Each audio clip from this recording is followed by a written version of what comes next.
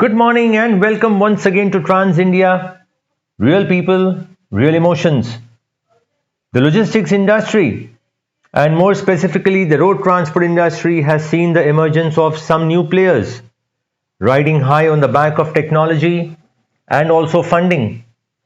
There have been a number of hits and misses during this process, much to the anxiety of established traditional players in the industry. One such company that has made a mark for itself in this space is Delhivery. Delhivery was started by a bunch of engineers: Sahil Barua, Mohit Tandon, Bhavesh Manglani, Suraj Saharan, and Kapil Bharti in 2011. Since then, the company has grown by leaps and bounds, expanding their services across India and across segments. We were at the Delhi headquarters in Bangalore to know more about Delhivery, and taking us through the journey is the Chief Operating Officer of Delhivery, Ajith Pai. Ajith holds a bachelor's degree of engineering in mechanical engineering from the National Institute of Technology, Karnataka, and a postgraduate diploma in management from the Indian Institute of Management, Bangalore. He was previously associated with the Lodha Group as Associate Vice President, Procurement. Coming up after this break, insights into the company that has risen to great heights and set industry benchmarks, that is Delhivery. See you on the other side of this very short break. You are watching Trans India, real people, real emotions.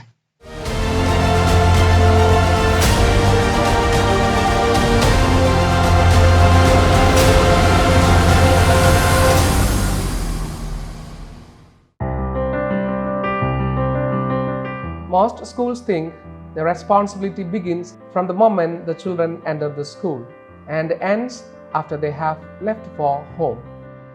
But I differ. I differ because for me, my responsibility begins from the moment the kids leave their homes with the intent of coming to my school. And it ends only when all of them have returned to their homes safely and happily. I am Father Edwin. I am the principal of St. Joseph Public School, Assam. I have been running this school for 7 years now. The vision of our school lies spreading of values, love, peace, and justice. While it is important for me to monitor when my kids arrive at school, it's also important for me to know how my kids arrive at my school. How comfortable they are when they travel. Are they already tired before they reach? Are they willingly stepping up each day to spend yet another day at school? I want to make sure that once they get on the bus, nothing is holding them back or weighing them down. That when they come to school, they bring along every important part of their self. I want to make sure that they ride safely, all of them. I am accountable for them, and it's important for me to know at any given point in time where exactly my kids are. Yes, it begins with their safety, of course, but it doesn't just end there. It is about so much more. It's about them riding towards a bright future. Are they riding calm and relaxed?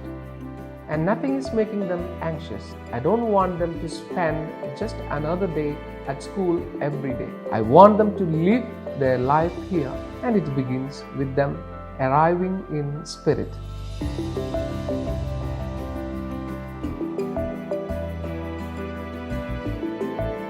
I was introduced to Aisha in the year 2017 when I was looking to finalize transportation for our school. I was approached by the company and I was told that Aisha buses are known for their build and performance. I discovered that it had everything I was looking for. And after operating with it for a few years, it turned out that we repeatedly purchased it because of its good performance, low maintenance and superb mileage, assuring higher fuel efficiency among its competitors and resulting in higher saving over the years. From 1 to now 10 Aisha buses, St. Joseph School has been some of its best journeys with Aisha. नमस्कार, मेरा नाम श्री रतन बस्सो। मैं यहाँ से 6 साल से गाड़ी चला रहा हूँ। यहाँ पे बच्चों को पिकअप और ड्रॉप करता हूँ। आइसर का बस चलाने से बहुत सारा एक्सपीरियंस है मेरा और ये चलाने में बहुत मज़ा आता है। I am Father Sunil Kalarakal, Financial Administrator of St. Joseph School by Heta here in Assam. I am also in charge of the transportation of our school. My responsibility is to ensure the error-free and safe commute for the kids. And Asia has a vast network of touch points on all the routes where our bus flies. A few of my favorite features in an Aisha bus that ensure my children's safety are features like fire detection, fire-resistant upholstery, aisles grab handles, and the emergency gate. These features ensure my children's safety and make this bus children-friendly and trustworthy. I am confident our kids will live a bright future as long as we make sure that they arrive in spirit.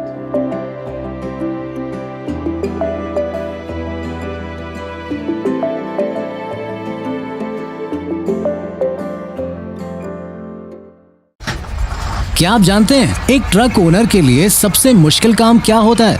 अपने truck के लिए return load खोजना। पर अब ट्रैकिट transport market ने इसे आसान कर दिया है। वो कैसे? ट्रांसपोर्ट मार्केट टाइम पर ट्रैकिट ऐप में आए हुए लोड पर अपना बेस्ट रेट भेजें, माल की डिलीवरी की डेट और टाइम सिलेक्ट करें और सबमिट कर दें, और ऑर्डर कंफर्म होने पर व्हीकल असाइन करें। है ना आसान? तो देर किस बात की? प्ले स्टोर ऐप पर टाइप करें TRAKET ट्रैकिट और डाउनलोड करें ट्रैकिट app.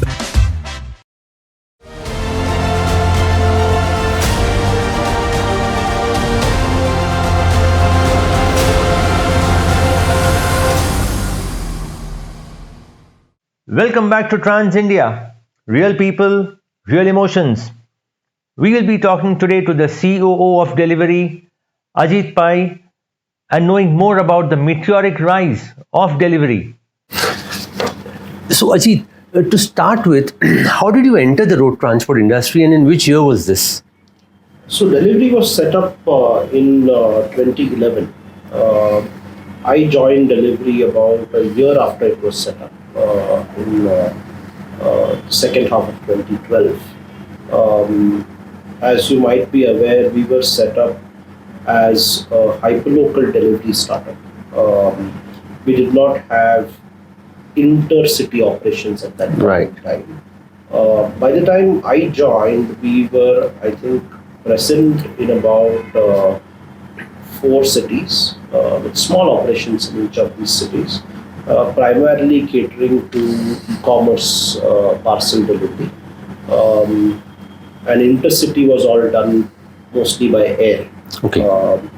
We were only present in 3-4 metro cities. Right. So that's the, in a sense, the history of my involvement with delivery. So, when did delivery actually scale up? Because delivery exploded on the scene suddenly as we saw it. Yeah. So I think there's a little bit of a context to that. Okay.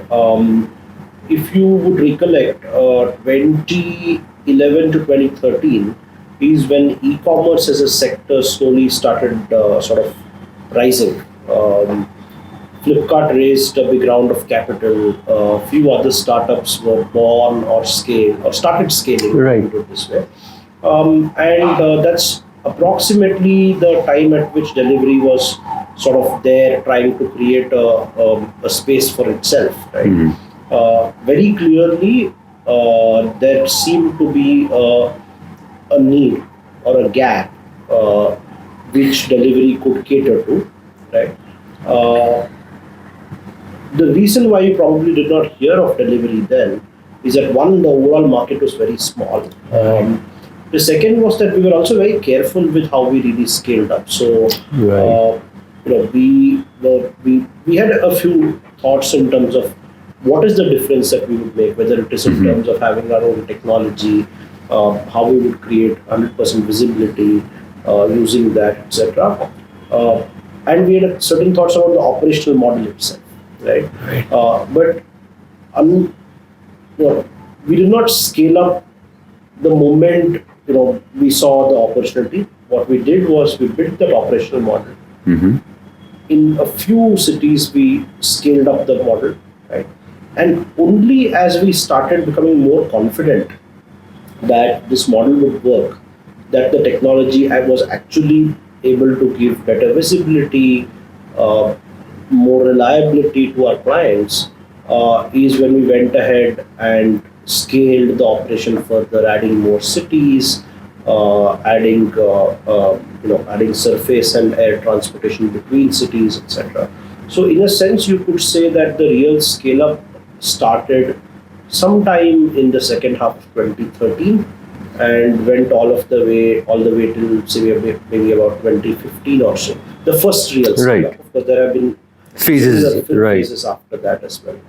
So, what is the current setup of Delhivery? What is the size, the structure? So, as it stands today, we are now India's largest and possibly India's only integrated supply chain and logistics company. And when I say integrated, what I mean is that if you are a client who requires any kind of service, whether it is warehousing, whether it is express delivery for small parcel, heavy goods,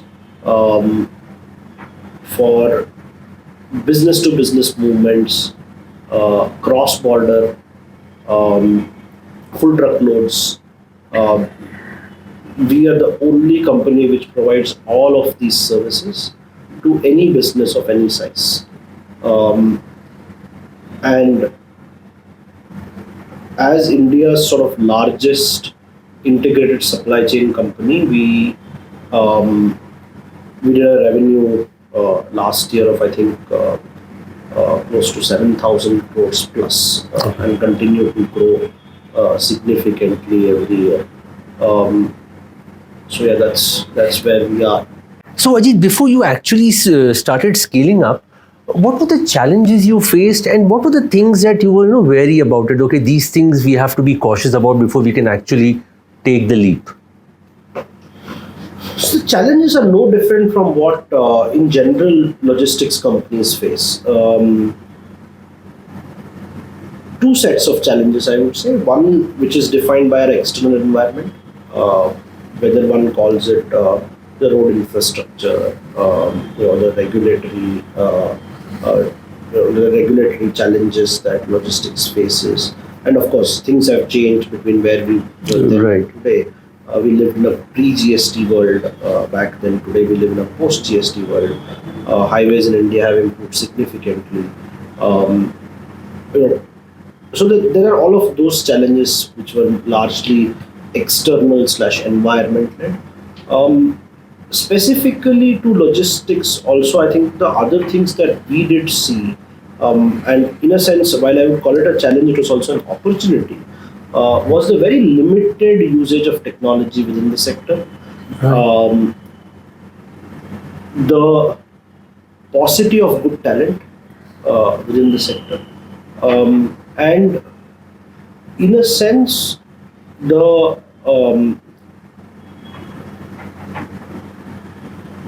clients not being very, very clear about what they wanted from a logistics player, right? Now, I don't think any of these challenges are only because of the way the industry was or only because of the way the clients were. It is a little bit of a vicious cycle, right? So in a sense, what was required was to break out of that vicious cycle, and somebody had to make a beginning somewhere.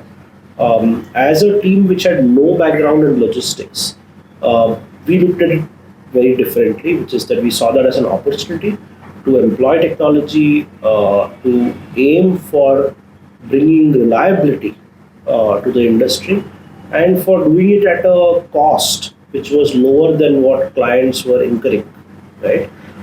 In whatever part of logistics we decided to best focus on. But over a period of time, a combination of three things, right? Which is that whatever we do, we define it by three things, which is, can I bring more visibility? Can I be more efficient? Right? Can I be more reliable? Right? So this set of three things, I would say, is really born out of our understanding of the challenges that we faced then and challenges that the industry or clients continue to face now.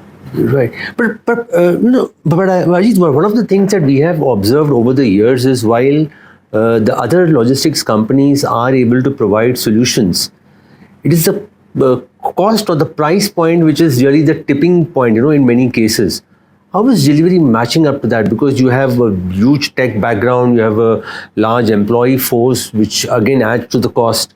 How do you manage that? So, like I said, it is those three things. That is, you can't be. So, if you are good at one of the three things, right, that doesn't qualify you to be the partner of choice for all clients, right? Because either you end up, let's say you were to create a service which is great in terms of visibility and reliability, but you're very expensive. Very few people will be able to afford it. True. Right? Similarly, no reliability, but very low cost. Right?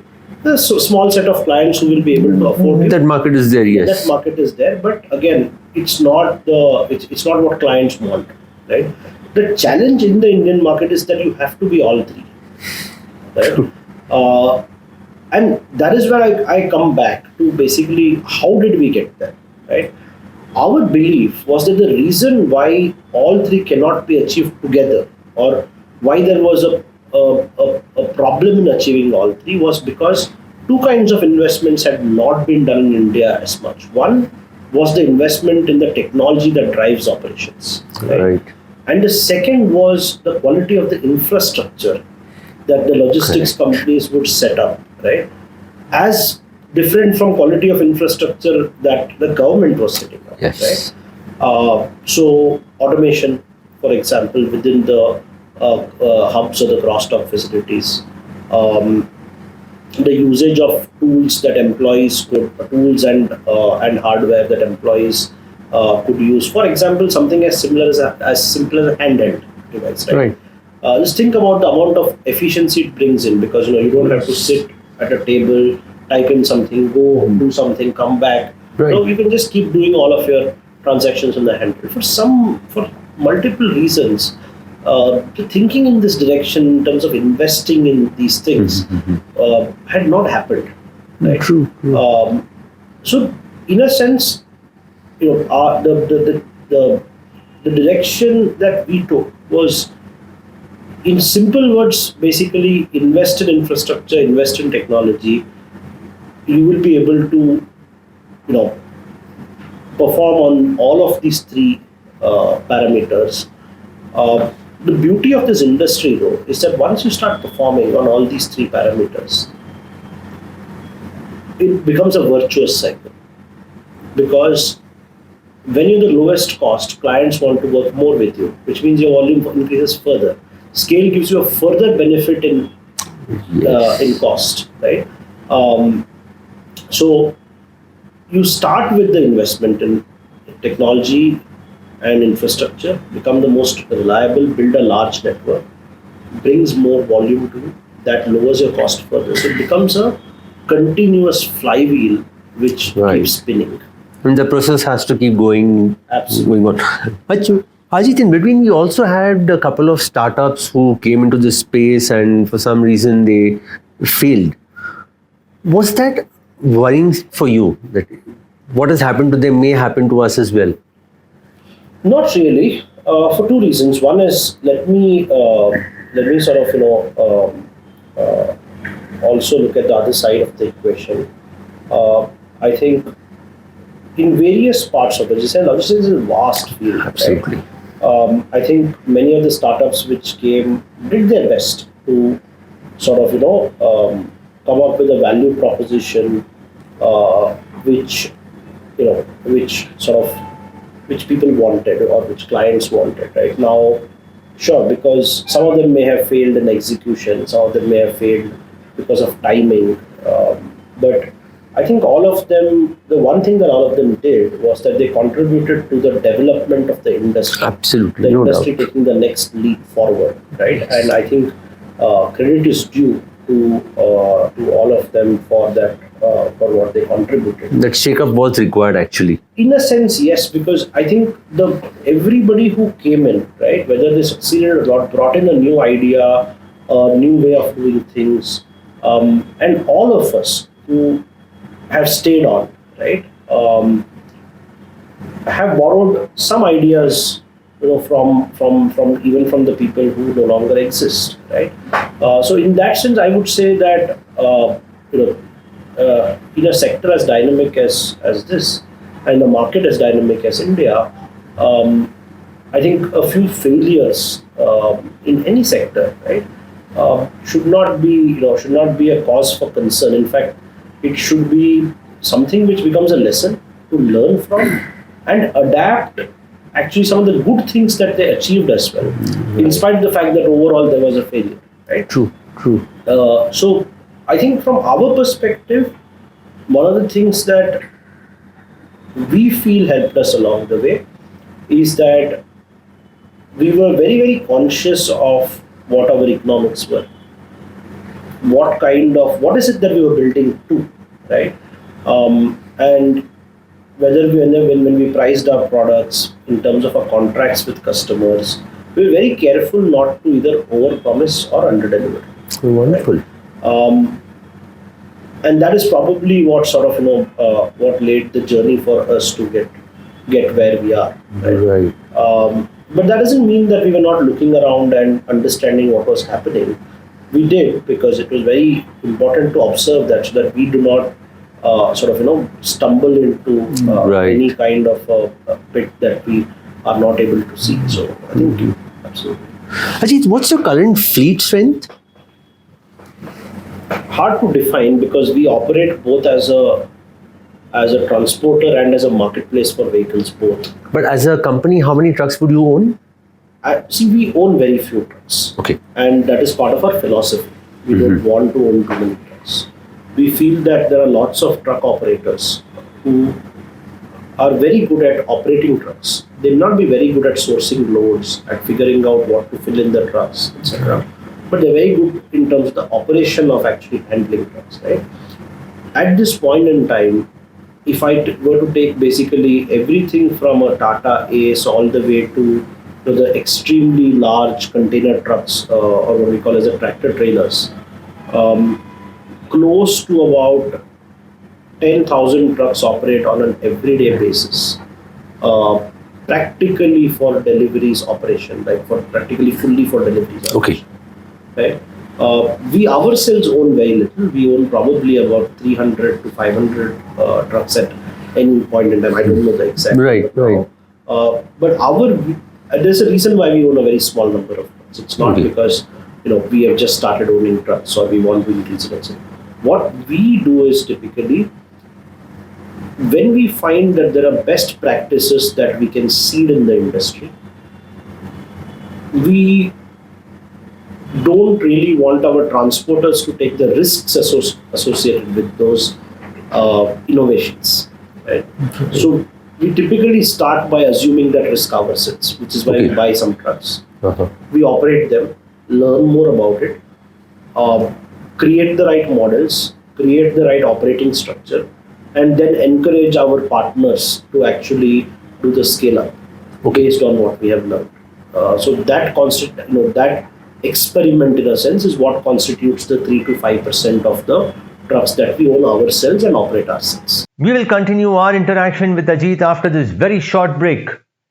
You are watching Trans India, real people, real emotions.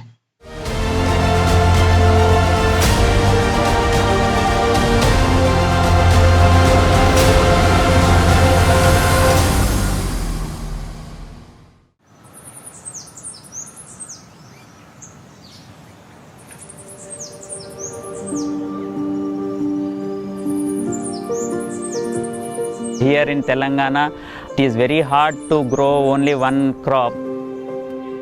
Those who are having their own bores or their own wells, they are getting crops. Rest others, they have to depend on the rainfall only.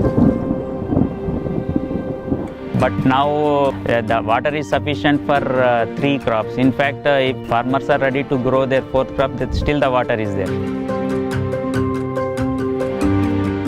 The present CM of Telangana, he has a great vision for people of Telangana, especially for the farmers, to give uninterrupted supply of water for their fields. In that way, this Malana Sagar has born. This is one of the part of Kaleshwaram project, and this is the biggest offshore reservoir in India, and not only in India, I think in the whole world also.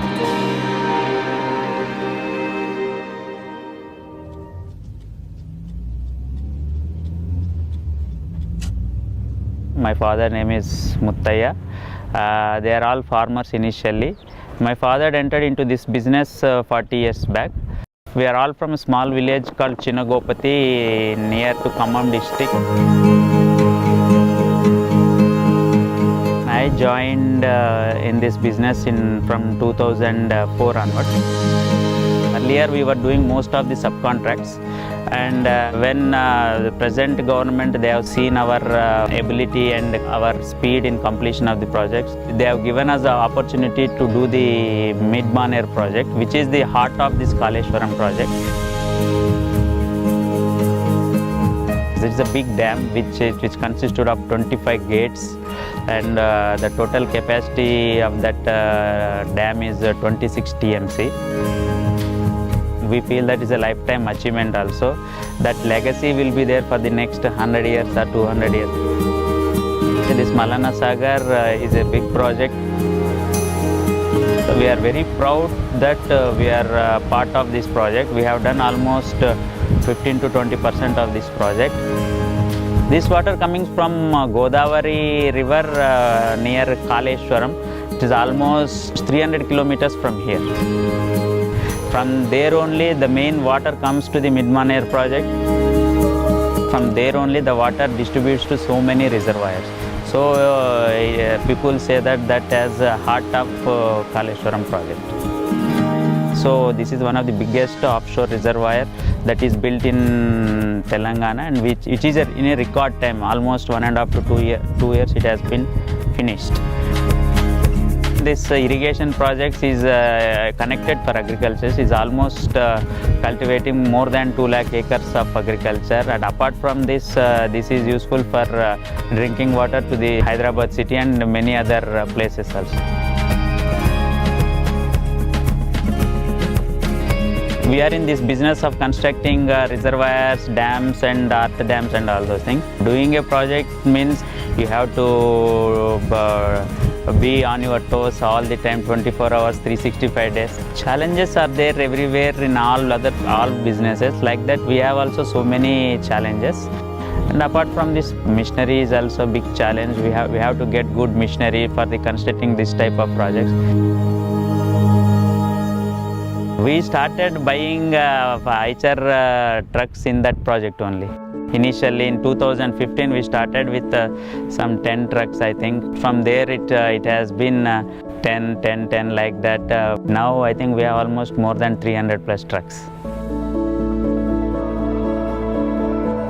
Earlier we were using some other brands. We were very skeptical to buy the Eicher trucks, but Eicher with the collaboration of Volvo made us to buy Eicher trucks, and later we felt very happy with the way the trucks turned up, and they are keep on developing the trucks, and whatever the problems encountered in our site, within a very less span of time they are clearing all the problems. Thereby the truck developed like a rugged truck, and now we don't see any problems in the Eicher truck.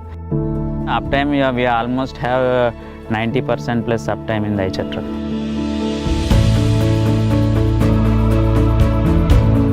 The safety of the truck is also very good. In fact, it's phenomenal. We have so many accidents happened in all these 7 years, but we don't have any single death till now. There's no casualties also. All these things making us to buy the truck again and again. Most of the times drivers opt for the Eicher vehicles, and they come and say that we will drive Eicher vehicles only. Because of the comfort, safety and the cabin features only, all our drivers are happy and that they want to drive only these vehicles. At that time we feel that this is a big problem happening. Later on we are increasing our Eicher fleet, and we started selling that old vehicles. Now we didn't see that type of problems. Now in present scenario, government is asking every contractor or any construction company to complete any work within the time. The time schedule is very important for in nowadays. More than 2 years you are not seeing any project. So in that aspect you have to have a good quality machinery to complete that type of projects, where the uptime of the machinery is more. So in that aspects, I feel that Eicher trucks will play predominant role. Even now, if we want to buy any truck, we don't think a single minute. We just call the Eicher people and give the order.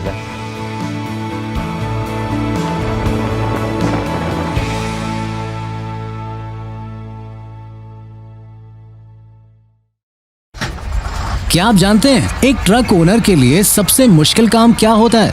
अपने truck के लिए return load खोजना। पर अब ट्रैकेट transport market ने इसे आसान कर दिया है। वो कैसे? ट्रांसपोर्ट मार्केट टाइम पर ट्रैकेट ऐप में आए हुए लोड पर अपना बेस्ट रेट भेजें, माल की डिलीवरी की डेट और टाइम सिलेक्ट करें और सबमिट कर दें, और ऑर्डर कंफर्म होने पर व्हीकल असाइन करें। है ना आसान? तो देर किस बात की? प्ले स्टोर ऐप पर टाइप करें TRAKET ट्रैकेट और डाउनलोड करें ट्रैकेट app.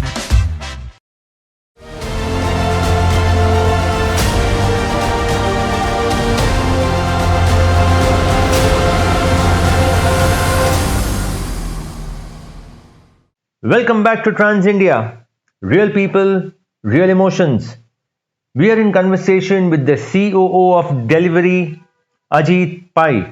Ajith, you've seen this industry for quite some time now. It's been over a decade. What are the significant changes that you think have impacted the industry? I think multiple things have. Let me start by sort of describing to you at least the three most important ones that I have seen in the course of my very short stint in the industry. I'm not as experienced in the industry as many of the veterans who have been around for a long time. I think the first is that, and this is specific to India, e-commerce, right? As a sector has been responsible, in my view, for changing a lot of the perception of what logistics is all about. Because it was really the first time that logistics companies were touching consumers directly, right? It was not very common for logistics companies to be touching consumers directly, right?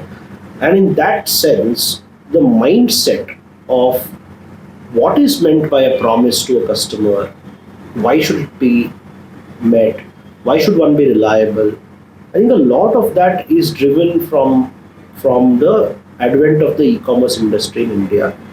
What started out only becoming an opportunity for a differentiated service has over a period of time helped change the thinking, not just for e-commerce itself, but for the larger logistics space, right?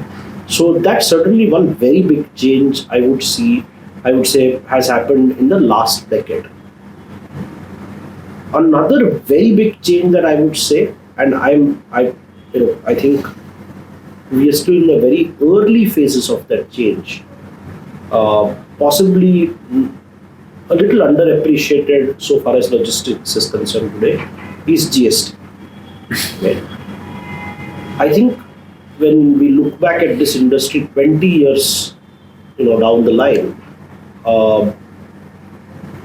I think everybody who sort of looks at this industry will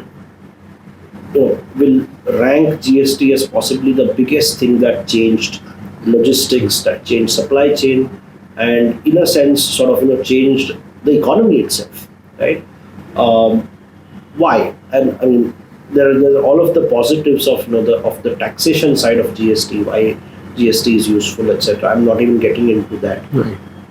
This is the first time India became a common market, Correct. right? And now suddenly, a lot of your decisions on warehousing, on transportation, changed from what was tax efficient to what is logically efficient, right? And the reason why that's a very big change is that typically when you have a distortionary distortionary element like a interstate tax earlier which existed, what that leads to is that it leads to suboptimal decisions on logistics and supply chain, right? So you end up basically creating networks which save on tax, which are not necessarily efficient or reliable, Right. right? Because the distortion is too Was high, correct. right? That changed, and if you ask me, the resultant change from that change has not yet, I would say, played out even maybe to 10%, Oh, right? But that 10% change itself that itself is showing the results. is a massive change, Absolutely. right? So a lot of what we see today in terms of the logistics industry getting more organized, more reliable, having to be much more efficient, a lot of that comes from the, I would say, very, very small change that has happened in the last 6 years post GST. A lot more is yet to come. Right. The third thing, which I think I would say, in a sense, is much more well recognized, is the emphasis of the government on infrastructure, right? On making the logistics infrastructure, connectivity, far more set up at global standards rather than just sort of getting better from where we were, right? Again, I think the impact of this change will be seen much more in the years to come. When the Delhi-Bombay new expressway opens, like it is slated to in the next few months, we will be entering an era with an average speed on the highway which is going to be at least about 2x of what it was now. That's a very, very big change, right? In a different part of the sector, the dedicated freight corridor will bring in a very similar sort of revolution on railway transportation, right? Right. Look at the number of airports that we have today, Correct. right? And functional airports with daily flights into them, right? Probably tripled in the last few years. Absolutely. All of these things, right? They bring people closer in terms of interaction. From a people standpoint, which is fine, but from a movement of goods standpoint. So basically, if goods can move faster in any economy, what happens is that the deadweight cost of the amount stuck in the supply chain suddenly comes down, right? And as that comes down, that is effectively you are building more efficiency into the economy itself, right? So I think, in my view, these are possibly the three largest macro changes. Of course, there have been other changes that we have seen in the industry. Logistics today has become a much more respectable industry. People, Absolutely, yes. People with excellent sort of education background, whether it's in technology, whether it is in data. A lot more people want to come into the industry, which is probably not there a decade Correct. back. I think those are also extremely important sort of developments in a sense that people like me have been very happy to see and been very lucky to be a part of. Ajit, the government, on and off keeps talking about bringing down the logistics cost from 14% down to a single digit figure of 9%. Do you think all this will eventually contribute to that? And what other steps can be taken to push the logistics cost down further? No, I think these are the steps. In a sense, the way I would think about it is that, see, the 14% and the 9% are, whatever those numbers are, in my view, slightly less relevant, right? The direction is important. Right. Right?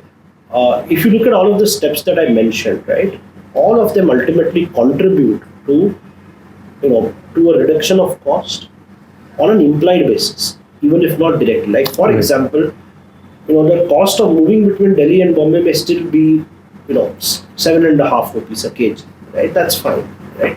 But if I can move faster, okay, the cost of the inventory stuck in the pipeline, okay, reduces, and maybe that itself becomes a 0.5% or 1% or even 2%, Yes, right? yes. Depending on what is the value of the inventory. So I do think that all of these steps are what, multiplied many times further, are what bring efficiency into the industry and into the economy, right? I think the good thing about the whole talk of bringing down the cost of logistics, etc., is that it is not awaiting the plan. The plan is in motion. Is in motion. Absolutely. Absolutely. Ajit, one thing that we've been hearing from the transport industry and what we have also observed is, although a truck, the EMI goes for the whole month, most of the trucks are running barely 15 days a month. Rest of the time goes for loading, unloading, detention. How can these issues be addressed? The customers are holding the truck as a warehouse. See, I think part of the reason why many of these issues exist is because typically warehouses were subscale, not very well utilized, because they were very small. There was no need to consolidate them. There was no need to run them more efficiently. All of which has actually started changing. Right? So you see a shift there? That shift is clearly happening, right? So if you look at basically post GST, warehouse consolidation has started. As warehouses are consolidating, they're becoming larger. As they're becoming larger, what is also happening is that there is a shift towards automation, which means more predictability, right? This will take some time. Nothing is going to happen, Overnight, yeah. Overnight, right? So the direction is very clearly in that direction, is there. Now think about other things that are happening, and I will come back to this 15 days point that you made. Think about on the other side what is happening. Trucks are becoming larger. Trucks are breaking down less, newer technology. Yes. Right? And new models are coming in. So today at Delhivery, for example, close to 50% of the trucks we operate for our intercity transportation, right, between delivery hubs, not between a client hub and us, Right. are based on the tractor trailer model. Now, what is the tractor trailer model? The prime mover is separated from a dump container.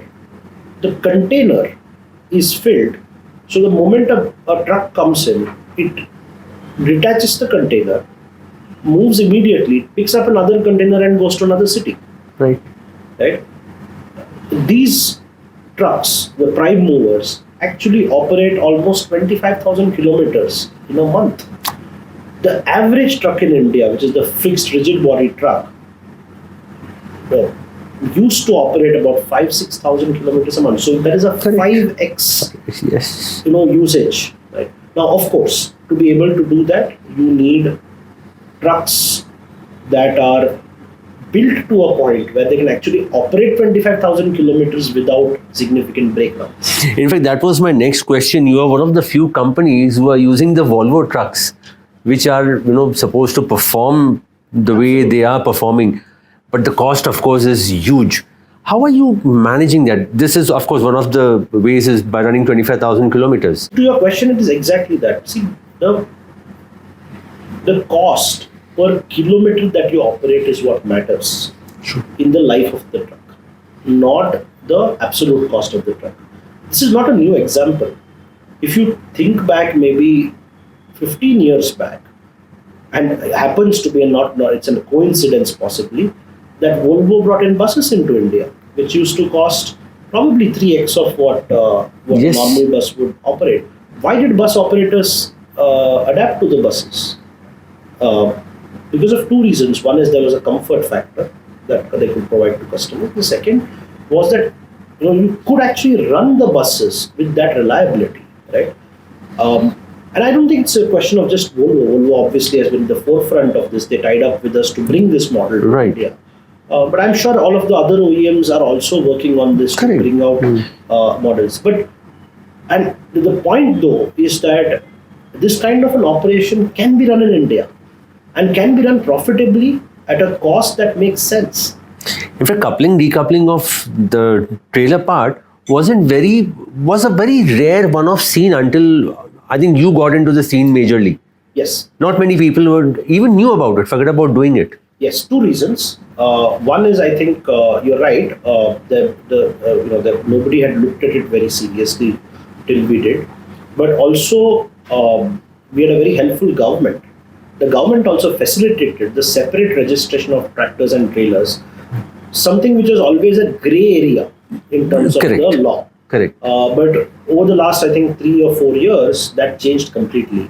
So that also helped very clearly. So there was a model in terms of the operation which had to be set up, and there was the regulatory clarity which was needed, both of which happened. We will continue our interaction with Ajith after this very short break. You are watching Trans India, real people, real emotions.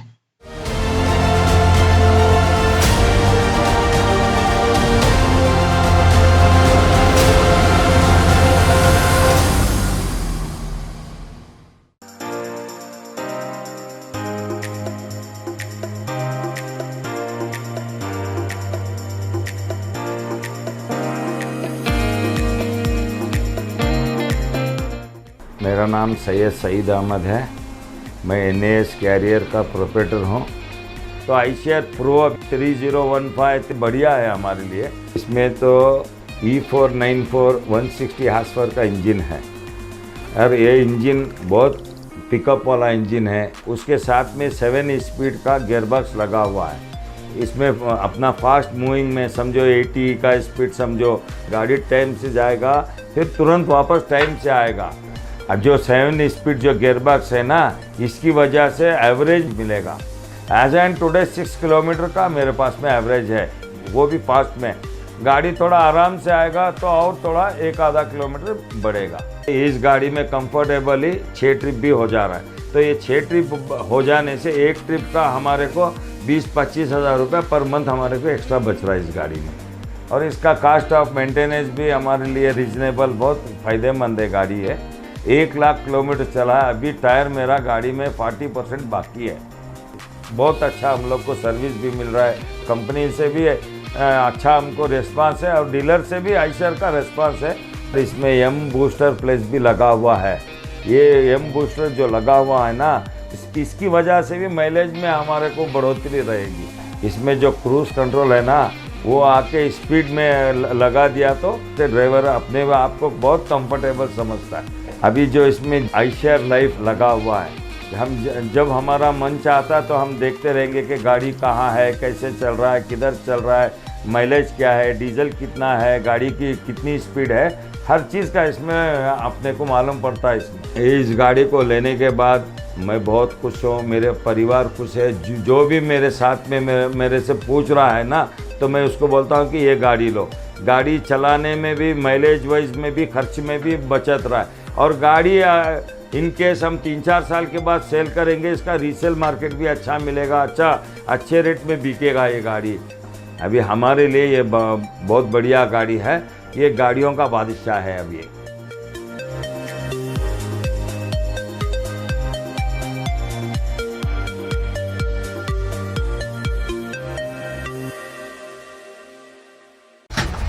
क्या आप जानते हैं एक truck owner के लिए सबसे मुश्किल काम क्या होता है?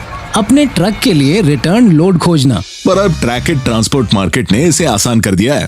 वो कैसे? ट्रांसपोर्ट मार्केट टाइम पर ट्रैकेट ऐप में आए हुए लोड पर अपना बेस्ट रेट भेजें, माल की डिलीवरी की डेट और टाइम सिलेक्ट करें और सबमिट कर दें, और ऑर्डर कंफर्म होने पर व्हीकल असाइन करें। है ना आसान? तो देर किस बात की, प्ले स्टोर ऐप पर टाइप करें TRAKET ट्रैकेट और डाउनलोड करें ट्रैकेट app.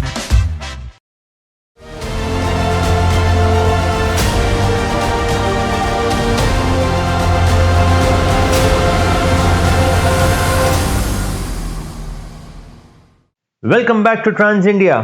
Real people, real emotions. We are in conversation with the COO of Delhivery, Ajith Pai. Ajit, we see a lot of leading brands now coming into the logistics space. You have Mahindra Logistics and others also. How do you see this competition? No, I think it's the right thing to happen. I think what you are seeing today are the early signs of the logistics space in India becoming interesting for high quality people, high quality investments to come in, right? The beauty also is it's a massive space, right? In the Indian logistics industry, if you put together all of the components, I'm not even getting into rail transportation, etc. Right. It's possibly about 200 billion plus, right? But hardly any of it is organized. Look at Delhivery. We, as the largest player in this space, we are a fraction. We're a very small fraction. So, if you think about the large economies in the world, whether it is a US or a China, just to take two examples, right? These economies are. I mean, take the US for example. The US economy on a maybe about 3.5 times the size of India, maybe maybe a little more, maybe 5 times the size of India, right? But the largest logistics player there, right, is 100 times the size of the largest logistics player in India. Right? Correct. So there is a vast opportunity here, and I think it is that opportunity which is attracting a lot of good names to the space. I think that's a very good development, which is that more investment is coming into this sector in all forms. There's infrastructure investment, there's investment in physical assets like warehouses. 5 years back it was very hard to find a good quality warehouse in many places. Today you have probably 7 or 8 organized players who are delivering extremely good quality warehouses. And the good thing about all of this is that as different people enter different parts of the space, the ecosystem becomes better. Today as Delhivery, I don't have to think about either raising the capital or setting up a team to actually build warehouses. Somebody's already doing it. Right. Competition, I think, also helps keep everybody honest. It pushes every company to sort of really go to the depth of their operation, to the depth of what costs they incur, and keep improving, right?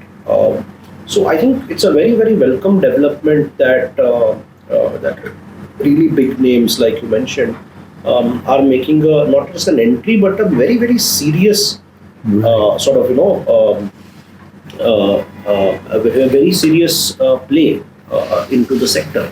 Ajit, going forward, I mean, with these advancements that we discussed all along, do you see more number of organized players getting into the logistics space and the market getting tougher for the smaller players, the 1 to 5 truck guys? So interestingly, I believe that the first part will happen, but the second part will actually work differently. I think what will happen is that as the space starts getting more organized. So first of all, to your first question, I think India does need many, many more organized players becoming much larger, right? But what that will do is that it will actually possibly make life easier for the smaller players, right? Because if you, let's say for example, own 5 trucks and you know how to operate them really well, right? You could just focus on that and not really think about how to get the how to get loads at any point in time. Right. Okay. How best to maintain your trucks. Where should you where should you keep them so that they get the loads? All of this will be managed by the organized players, right? You will make your margins by utilizing your trucks, by turning them well, right? And somebody else will actually be responsible for bringing in the business, right? So in a sense, I do think that in a industry like logistics, right, smaller players will continue to do really well. In fact, maybe better than what they were doing today. So long as they stick to what they know best.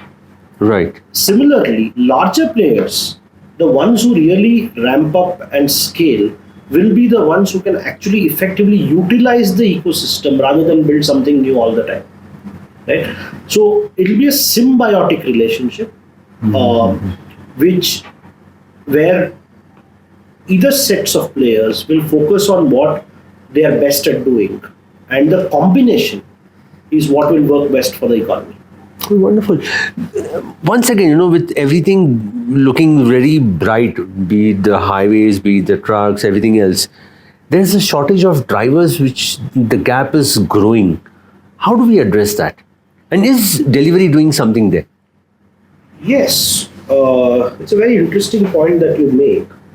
And it's not just a shortage of drivers, it's also a shortage of, let's say, delivery boys, for example. There is, of course, a shortage of drivers. But one has to fundamentally go back to why, right?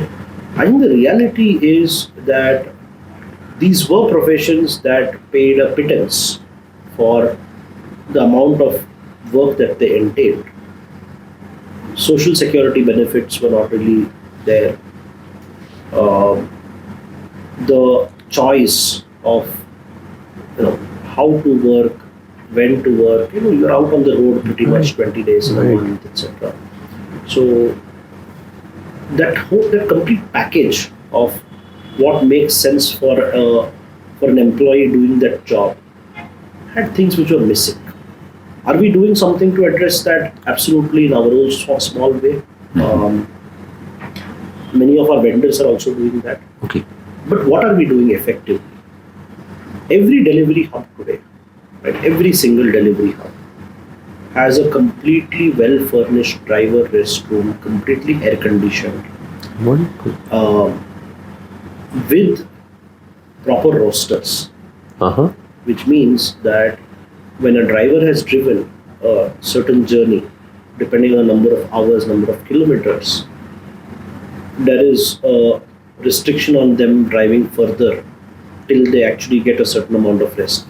Different from airline pilots, right? Drivers are paid a fixed monthly salary, so we provide them the entire benefits of the regulatory. We are required to provide them PF, ESI, etc. But we also provide them other benefits, which allow them to actually lead a life that is normal. Right? I think overall in the sector there is a need for the effective earnings of drivers to go up, right? And that is what we've been trying to do. But equally, there is a need for them to lead a much more predictable life. True. Right? That is what will ultimately attract more people to the profession. See, the reality of logistics is that if you look at 95% of the employees who work in our sector are people who have very little education, very basic education. So the flip side, is that logistics is actually one of the sectors which can create a large number of organized jobs at the entry level, right? And driving is one of them. Right. The other part of it is also comfort from a perspective of the job that they do, which is better driver cabins. Air-conditioned cabins were not really even there 5 years back. Yes. Today, all of the trucks that operate for delivery, for example, operate with air-conditioned cabins. Oh, wonderful. Right? As I understand, the government is going to soon make it mandatory as well. It has. I mean, it's been announced. It's been announced that 2024. it is mandatory, right? Now, these are very, very important steps towards making driving a much more respectable profession. And when a profession has respect, it has a good earning potential, you will see the trend reverse pretty much in the same way that you saw the trend worsen in the past, right? So it's, I think, as simple as that. Finally, Ajith, having come such a long way in such a short span of time, what are the future plans from here on? Where is Delhivery heading now? I think there's a famous quote from Jeff Bezos that it is still day one. I think at Delhivery we believe that it is really still day one. The journey so far, while it's been a fantastic one, is actually, if you look at it in the context of the Indian economy, the logistics sector in India, and simply in terms of the possibilities, I don't think we have even scratched the surface as a company and as a sector both. Right? India is well on its way to being one of the top 3 economies of the world, possibly top 2 at some point of time after that. And one of the sectors that will propel this will be logistics. Absolutely. Right? So, a lot more to do, and a lot of more exciting things to happen. And the runway for growth in this sector, and of course, growth doesn't come on its own. One has to work towards it. One has to innovate. One has to do new things, test them out, build more products, build more services. But as a team, I think that's what we're excited about. Are you satisfied with about the fact that with having little or no background in the logistics space, you guys have come to a stage what established players could not achieve? I don't think satisfaction is the right word. Are we happy where we have reached?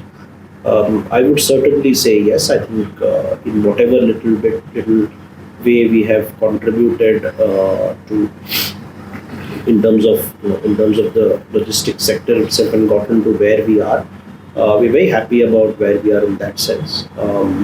But like I said, there is a long way to go. The journey has just begun. The journey has just begun.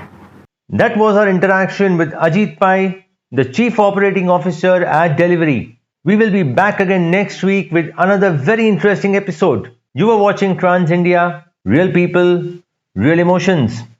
Until next week, stay safe, drive safe. Jai Hind. क्या आप जानते हैं एक truck owner के लिए सबसे मुश्किल काम क्या होता है? अपने ट्रक के लिए रिटर्न लोड खोजना। पर अब ट्रैकेट ट्रांसपोर्ट मार्केट ने इसे आसान कर दिया है। वो कैसे? ट्रांसपोर्ट मार्केट टाइम पर ट्रैकेट ऐप में आए हुए लोड पर अपना बेस्ट रेट भेजें, माल की डिलीवरी की डेट और टाइम सिलेक्ट करें और सबमिट कर दें, और ऑर्डर कंफर्म होने पर व्हीकल असाइन करें। है ना आसान? तो देर किस बात की? प्ले स्टोर ऐप पर टाइप करें TRAKET ट्रैकेट और डाउनलोड करें ट्रैकेट ऐप।